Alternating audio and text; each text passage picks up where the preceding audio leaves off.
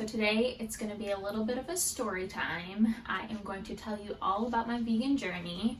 So we're going to try to make it as streamlined as possible. We're going to talk about what is veganism, why people do it, why we did it, how we did it, and then where we are now. Alright, so what is vegan? So vegan essentially is, when it comes to diet, abstaining from any type of consumption of animal products. So no meat, no dairy, no eggs, no gelatin, and for most people that means no honey as well.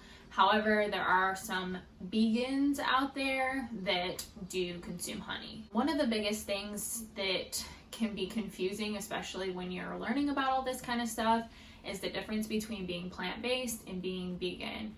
So they are in most cases synonymous, but being whole foods plant-based is all about the diet. So it means that you're trying to eat as many products that come straight from the earth, essentially. So no real processed foods, trying to limit the junk food that you're consuming. So when it comes to being vegan, it just means that you're abstaining from a diet that doesn't have animals, and that's it. So you can eat Oreos and drink beer all day and you're still considered a vegan, but that doesn't necessarily mean that you're healthy. It just means that you're not eating animal products. So why do you become vegan? Why do people do it? So there's usually three main reasons that a person will become vegan. You either do it for your health, for the environment, or for the animals. So if you're doing it for the health, usually you're one of those people that are on a whole foods plant-based diet. So you're trying to eat a lot healthier, you're eating fruits, vegetables, grains, that kind of stuff.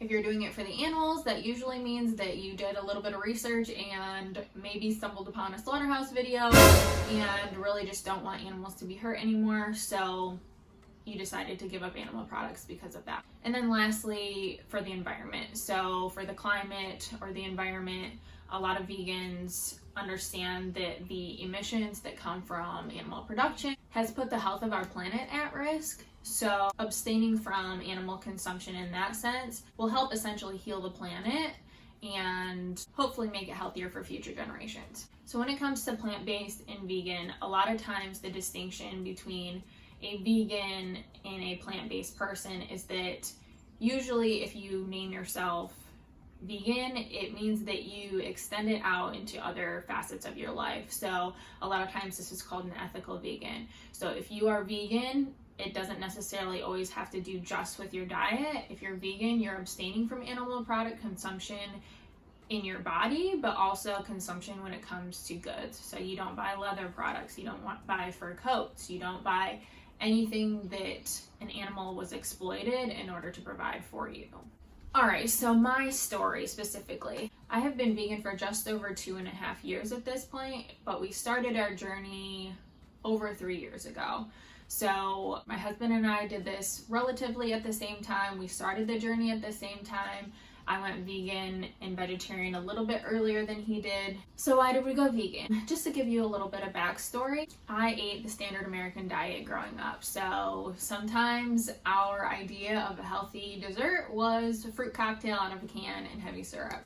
Growing up in the 90s, there wasn't as much education as there is now.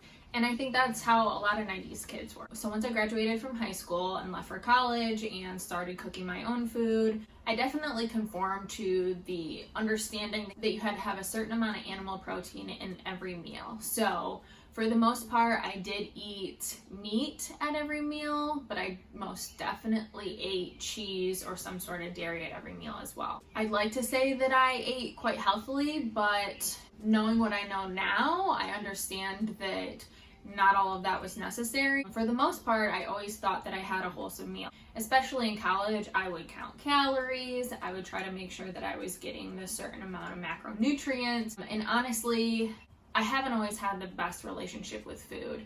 In college, I suffered for a short time with an eating disorder. I was a college athlete and I put some undue pressure on myself, as well as felt that that's what I needed to do in order to perform. I was always an athlete, so I usually didn't have to pay attention too much in order to stay fit as far as what I ate. But when I got to college, the competition obviously increases 20-fold or more. So once I got down to it, I suffered through a handful of injuries. I had multiple coaching changes, and I felt that that's what I needed to do in order to be successful. I've always had not the best relationship with food, and changing over to a vegan diet or a plant-based diet has really helped with that. I don't want to say that this is the same for everyone, because I know everyone's experience is quite different. Luckily, that was very short-lived. It only lasted about a year or so. And I'm not saying that veganism is the cure for this. Mine was purely competition-based.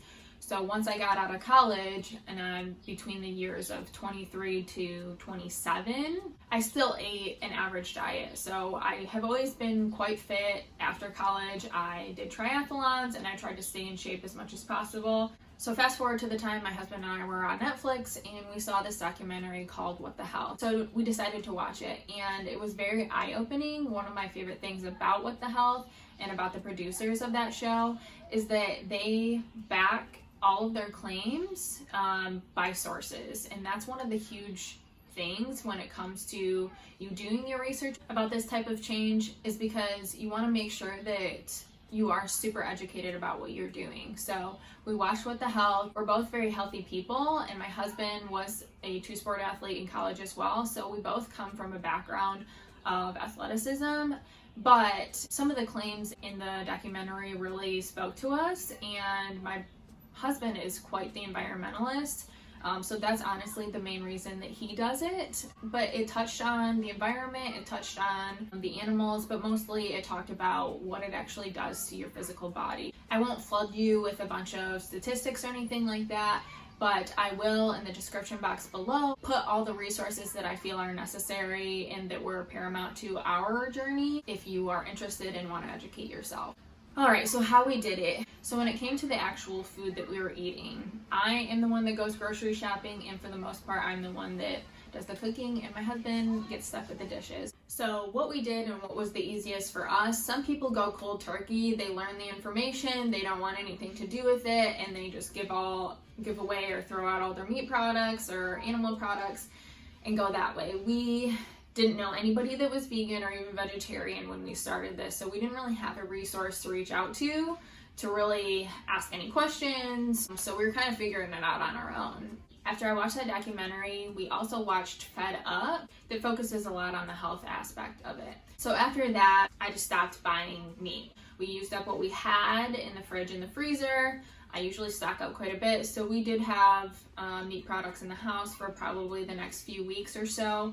But after that, I just stopped buying meat. So that was just the easiest way for us to do it. But when we went out to eat, or we went over to friends' houses or family's house, since we were very new to the movement and we weren't exactly sure how we were doing ourselves, let alone asking anyone else to help us out with it, I would say I did that for about 3 or 4 months. My husband did that for a little bit longer than that, probably about 6 months or so. We started our journey in February of 2016, or roughly about then. So probably by mid-summer, I was done eating meat. I ate it so infrequently that when I did, my body had an adverse reaction to it. So it's a blessing and a curse when that happens. But it just wasn't worth it to me to have a stomach ache and put up with that. So at that point, I was vegetarian, and from that point, I really just tried to test the waters when it came to the alternative products. So there are so many alternative meats out there that I wasn't even worried about that, and honestly, from all the times that I was growing up, I was essentially forcing myself to eat meat because that's what I was told that I needed to eat in order to have a wholesome diet. But I don't even really like some of that. I forced myself to eat it because, and I became accustomed to it, and I did find ways that I liked to eat it and that kind of stuff. For the most part, meat wasn't that hard to give up. There were certain kinds, that were harder than others. Even in the past 3 years or so, the vegan market, the alternative market, has increased so much. There's so many more products that are available.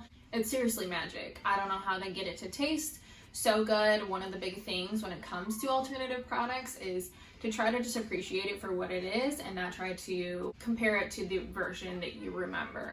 So when I stopped being flexitarian and just eating meat every once in a while, from summer until the end of that year, I was vegetarian. So I wouldn't eat meat any longer. And then when it came to dairy alternatives and that kind of stuff, I would just try them out. So anytime that I go to the grocery store, I'd pick up one new thing or a couple new things and try them out. So if it was good and it was really close to what in my mind I wanted to eat, or the flavor, texture, what have you, then that's it. I just replaced it. So if I found a good sour cream, I would just stop buying dairy sour cream and I would replace it with the one that I found. If I found a good sliced cheese, I would do the same thing. Same thing for baking alternatives, shredded cheese. Cheese was honestly a big part of my life. So, and when I say that if I can do it, anyone can do it, cheese I literally ate probably at every meal and would only eat that 4 meals, honestly.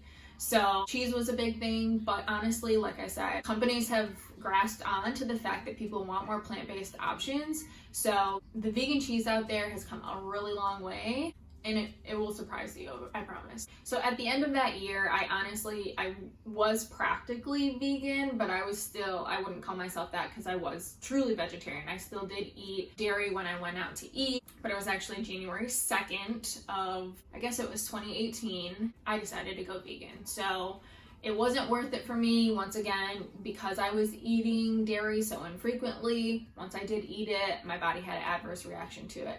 And I actually had pretty bad cystic acne, and once I truly eliminated dairy from my diet, my face has cleared up tremendously. It's nowhere near perfect, and I still have acne, but the cystic stuff, the stuff that really hurt and that was there all the time, once I truly cleared dairy from my diet, it helped tremendously. So it's taken me far too long to make this video, but there's just so much that I want to say, and if you have any questions about going vegan, or even you want to challenge anything that I've said in this video or any part about veganism, I would love to have a dialogue with you. So please leave whatever comments in the description box below. I started this channel because I wanted to build a platform that impacted positive change. Now, what I have learned from being vegan this last 2.5 years or so is that there's so much power in this choice. Not only did it open up my mind to the way that I was kind of blinded by society, thinking that it was healthy, number one, but also that we're doing no harm, that it's just part of humanity, that we just eat animals and that kind of stuff. So actually doing my research, there's so much power and knowledge. I would probably research for at least a couple hours a day once I learned this, because I don't like being lied to. Once I felt duped enough, I couldn't absorb enough information. So I really challenge you to take off the rose-colored glasses per se and really educate yourself on what exactly it is that you're eating. I mean, if you wouldn't eat your dog, why would you eat a pig? They have done studies that pigs can outperform 3-year-olds in cognitive tests on a regular basis. So it's just, there's so many things that I could put in here that you can find from other videos as well. But the biggest thing about veganism that it has done to me is open my mind. So it's really made me, like I said, research, but also, so now that I've done that research, I know where I'm putting my dollars, and I am consciously thinking about what I'm supporting. So do I want to support an industry that is oppressive? No, I don't. So I'm going to choose to not pay people to slaughter animals for me so that I can have a little bit of protein on my plate when I can get a great source of protein elsewhere. And honestly, I found my voice. Like I said, I created this platform to hopefully impact positive change and give people another way to help the health of the environment and health of the planet. Now that I did all this research, I really find power in my voice, and I feel a lot freer as well. I mentioned earlier that I suffered from an eating disorder for a short period of time, and I eat whatever I want now. I just don't eat anything that comes from an animal. I don't eat anything that it took the abuse and torture of an animal to get onto my plate. So it is just so freeing to not only know that it's 100% my choice what I eat, and I'm not listening to what someone else is telling me that isn't backed by science. And it is hard to face the fact that there are industries out there that aren't necessarily in it for your best interest. So you do have to really do your research on what you're consuming. Depending on who you talk to, there's people who put a good or bad name to every movement, right? So there's some very unhealthy people on the standard American diet, and there's some very fit people on the standard American diet, and that may be the same for the vegan diet. But that's why I say there's so much power in knowledge and research, so you can make that decision for yourself once you do the research and you find out the hard facts. Please make sure that all of your sources are cited when you are doing some research. Look into who funded the study that you're reading. Look into exactly who the case study is on. And I want to say, if you don't feel like this is right for you, that's fine. But I do want to say that every little bit helps. A lot of people feel like if you're vegan, then you like have to be all in or all out. Yes, if you're going to put that label on yourself, then yes, please don't consume animal products or you're going to confuse people. But you can be a flexitarian. You can, like I said, you can start out and do what I did. So you can just eat animal products when you're visiting or when you're eating out, and then just don't have meat in your house. Replacing just one meal a week or one day a week without having meat can have a huge impact on the environment.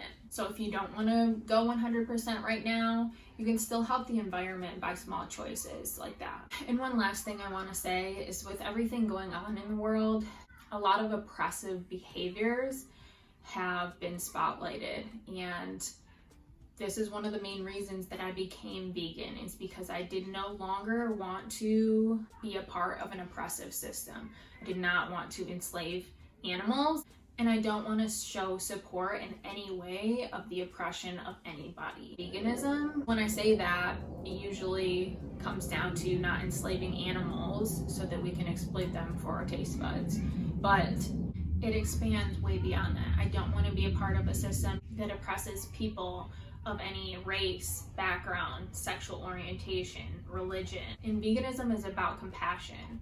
So you really can't be vegan and not be an activist for the oppressed. So I challenge you to educate yourself. I challenge you to, if you are in a position of privilege, to use that for good. And I challenge you to ask questions so that we can all do better.